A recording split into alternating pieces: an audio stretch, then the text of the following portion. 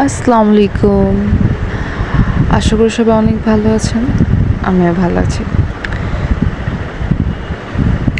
আচ্ছা, আমরা যাদেরকে সবচেয়ে বেশি প্রায়োরিটি দেই, যাদেরকে সবচেয়ে বেশি ভালোবাসি, তারা কেন আমাদের সবসময় ঠকায়? এটা আমাদের মনে অলওয়েজ আসে যে আমরা যাদেরকে এত বেশি গুরুত্ব দিচ্ছি, তারা আমাদের কেন অবহেলা করে?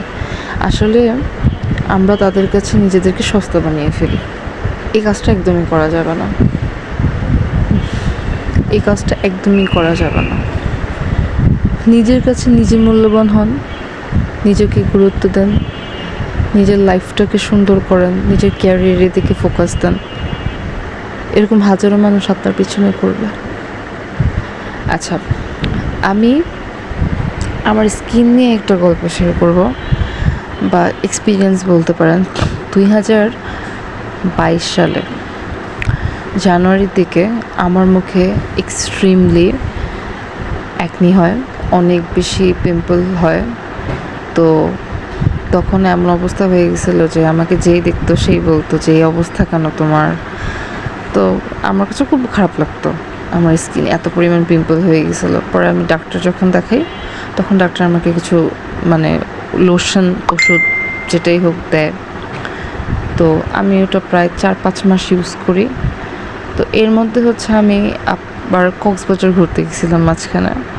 তো ওইখানে যে আমার ছবিগুলো ভালো ওঠে নাই, আমাকে বলতেছিল যে এই অবস্থা কেন।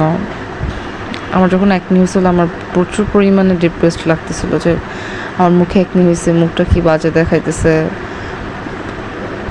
আমি অনেক বেশি ডিপ্রেসড ছিলাম। আমার মধ্যে এরকম বহুত মানুষ আছে যারা অ্যাকনি হলে অনেক বেশি স্কিনে অনেক বেশি ডিপ্রেসড থাকে। আমি তাদের উদ্দেশ্যে একটা কথাই বলতে চাই, আর ডিপ্রেসড হওয়ার কোনো কারণ নাই, ঠিক আছে? এটা অবশ্যই কিওর করাই যায়।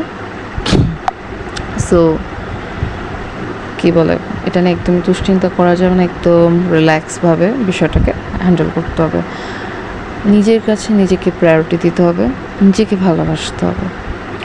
আচ্ছা, আমি এখানে একটা দাওয়াতে যাচ্ছিলাম। তো এই দাওয়াতে যাওয়ার জন্য টুকটাক মেকআপ করতেছিলাম। আমি যদিও প্রফেশনাল মেকআপ আর্টিস্ট না, আমি এরকম মেকআপ করতেও পারি না, বাট চেষ্টা করি। আর আমার কাছে মনে হয় আমাকে সিম্পল মেকআপে অনেক বেশি ভালো লাগে।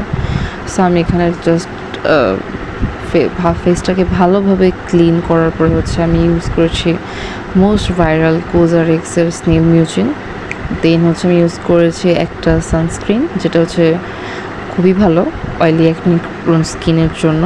তারপর আমি জাস্ট নর্মালি কোনো ধরনের লুজ পাউডার ইউজ না করে পন্ডসের একটা পাউডার ইউজ করেছি।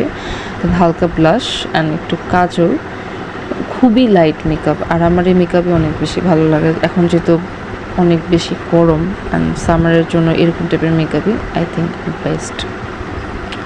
অ্যান্ড আমি একটা লিপ লাইনার নিয়েছি, বাট লিপ লাইনার নেওয়ার পরে খুব সুন্দর করে লিপটাকে ড্র করার পরে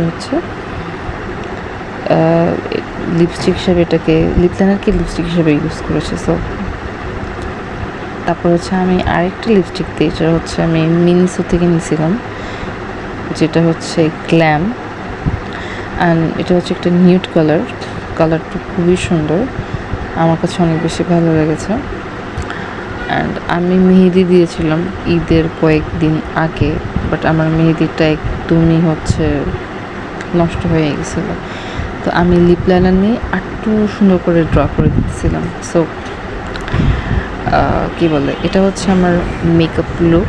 এখন ফাইনালি আমি একদমই রেডি যাওয়ার